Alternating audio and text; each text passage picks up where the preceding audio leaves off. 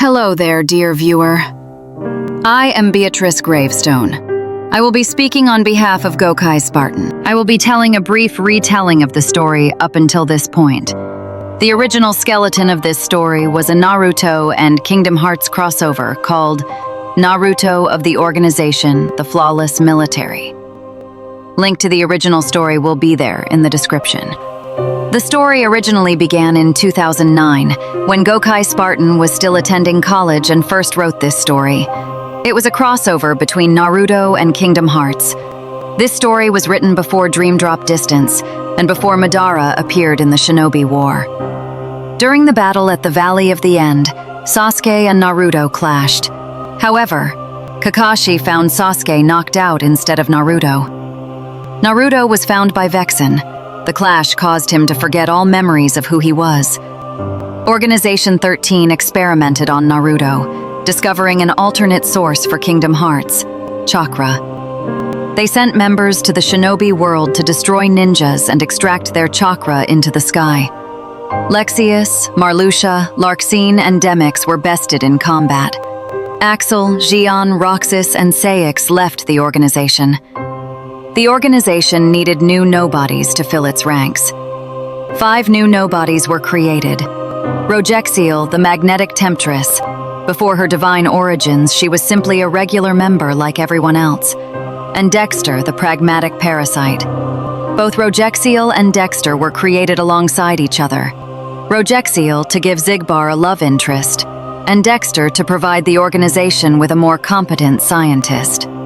The other 3 characters, Zephyr, a female speedster, Rixek, the nobody of Eric Northman, and Daxlame, the nobody of Alistair from Yu-Gi-Oh!, were all phased out in the newer version of the story.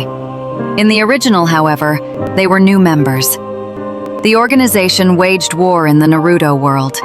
They won, gaining Kingdom Hearts and becoming overpowered gods. The Naruto characters and the Keybladers were almost wiped out, if it weren't for JD the Phoenix, the precursor to Lucky Von's character.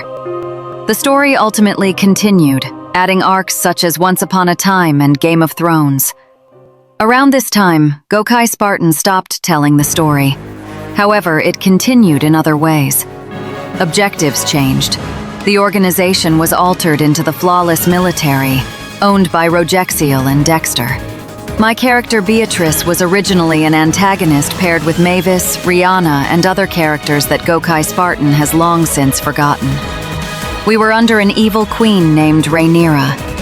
The Rhaenyra arc was the first arc after the first Flawless Military. The Rhaenyra character was eventually phased out due to the existence of Rhaenyra Targaryen. The next arc added both Madara and Baelish to the ranks, replacing Xaldin and Zexion. There was an enemy known as Jubunga and his right-hand man Naragi. The same Naragi from Alice in Borderland and Star Force. Jubunga was originally a main antagonist, who later became a secondary one. Several arcs passed after that. Xion was originally supposed to merge with the Omnitrix. Bugs Bunny, who had a grudge against Disney, sought to destroy all the worlds in the Kingdom Hearts universe. He activated a bomb that destroyed all Disney characters. Xion was saved because the Omnitrix came from Cartoon Network, making her immune to the blast. Her Omnitrix had Keyblade transformations. She used the Clockwork transformation to undo everything Bugs did, and ultimately destroyed him, saving the Kingdom Hearts universe. In another arc, a being known as the Monitor, a caveman who was sent to the end of time, learned everything about the universe, and merged with a super powerful AI intelligence, sought to destroy everything. This creature almost succeeded if it weren't for the combined efforts of Rogexiel, Madara, and Beatrice. Rogexiel sacrificed her life to save her home planet from the Monitor.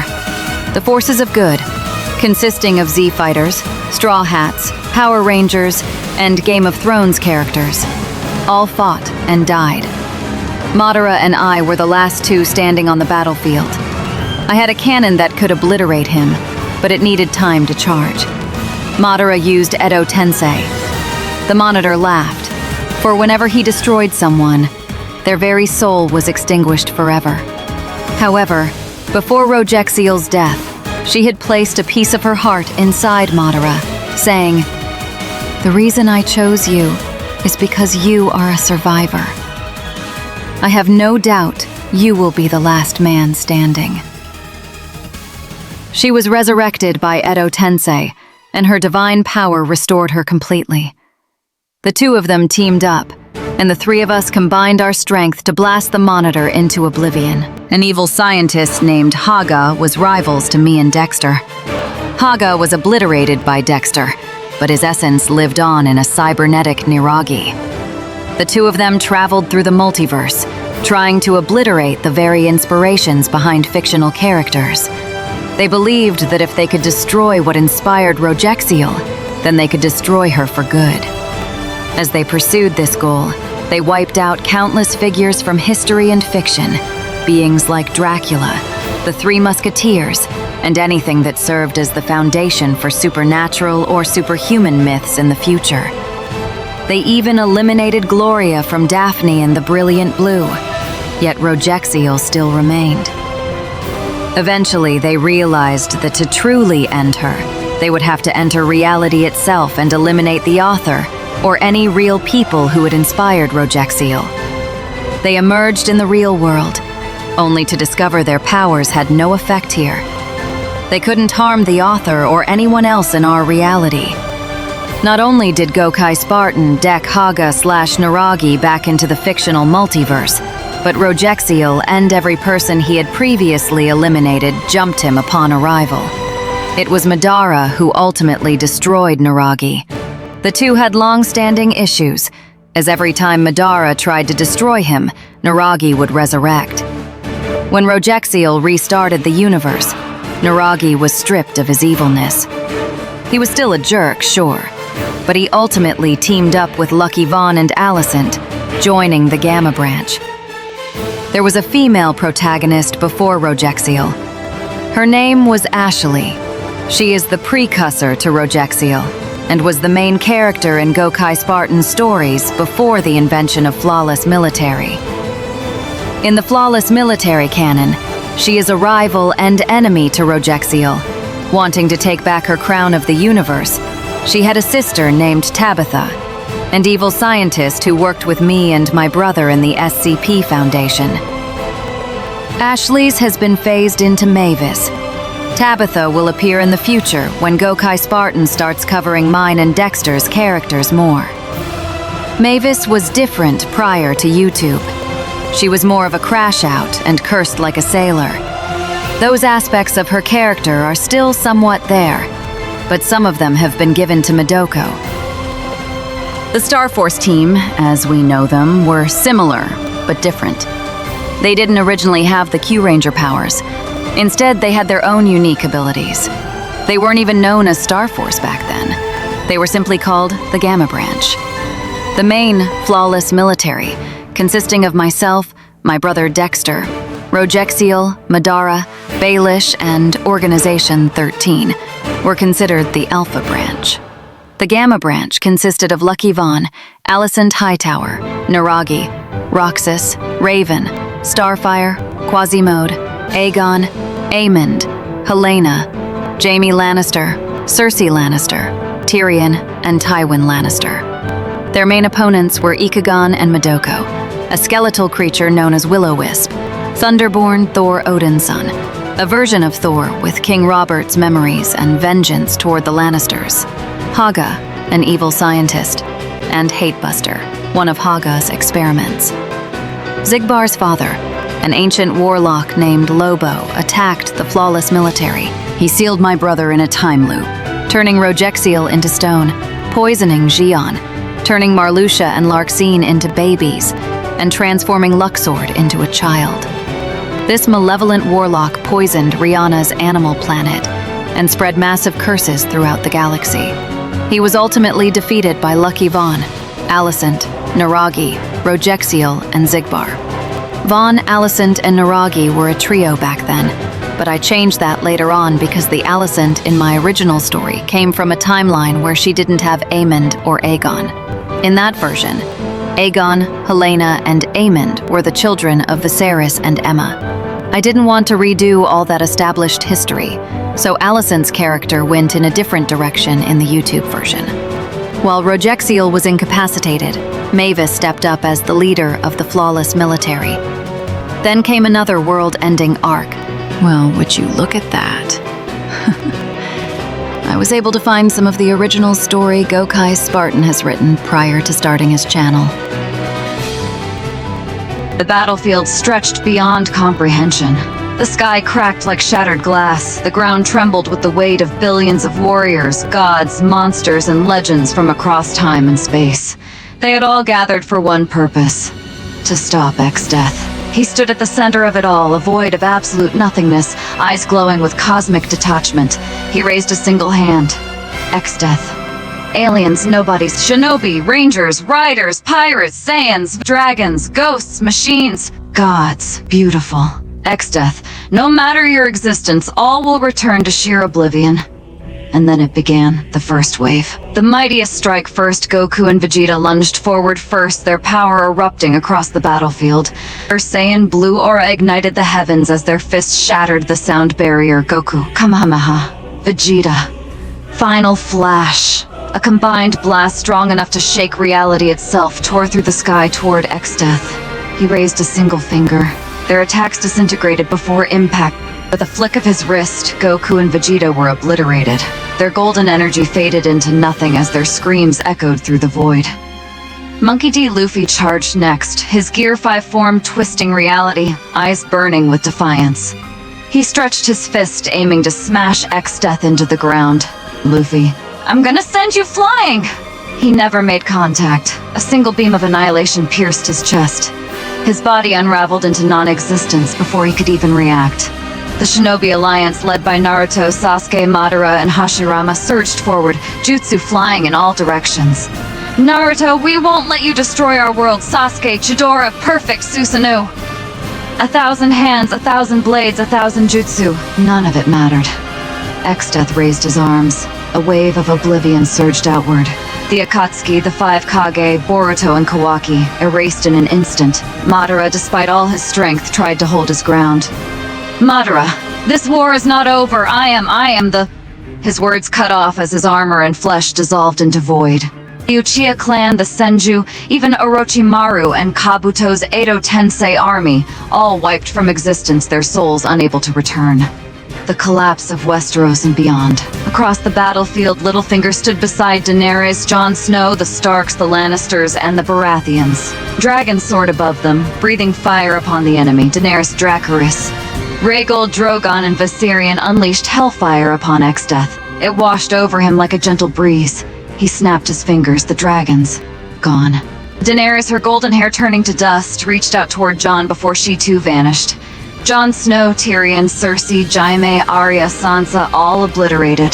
Littlefinger, realizing the inevitable, merely chuckled to himself before his body vanished into the void.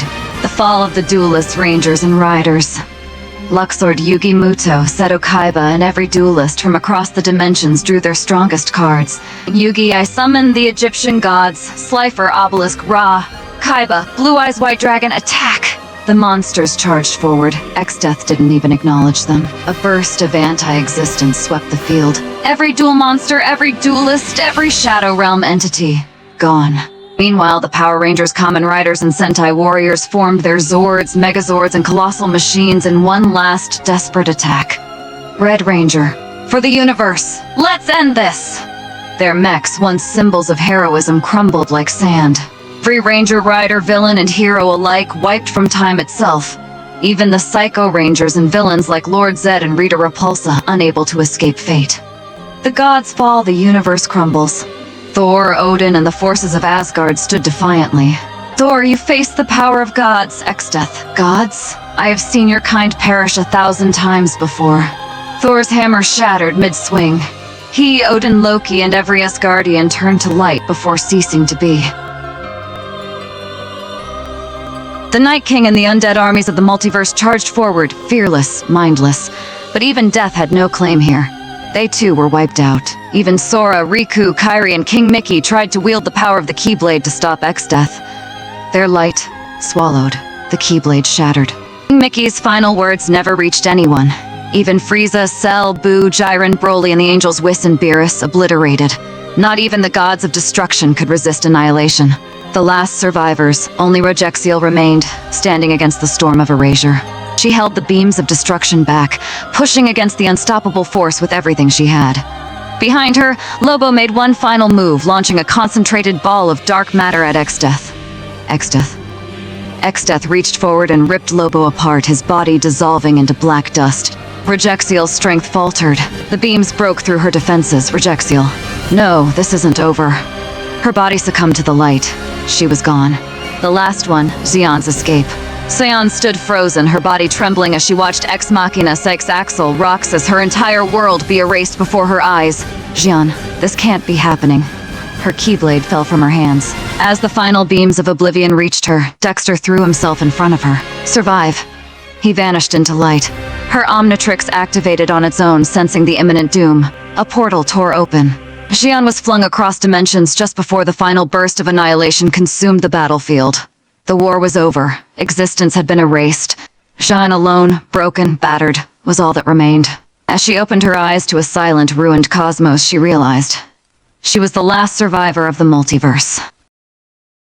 Xian looked out into the empty void where the universe once was.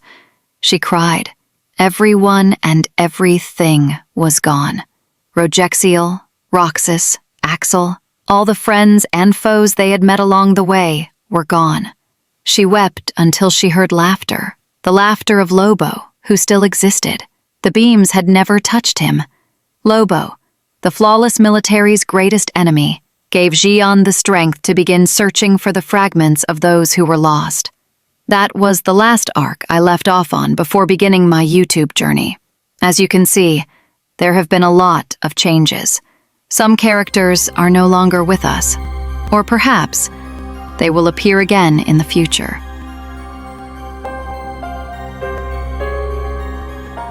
All the stories up to this point are considered canon only in the previous resets. The current reset we are on is the 69th. The one before this was Mavis's Dominion, and before that was the Age of Regalia, Rogexiel's Heartless. These events took place during the 54th reset, before Rogexiel lost her heart again in the 55th. The current timeline has little recognition of the previous resets. Only the OCs, Rogexiel, Mavis, Rihanna, myself, and Dexter, remember those past events. They are preserved in our archives.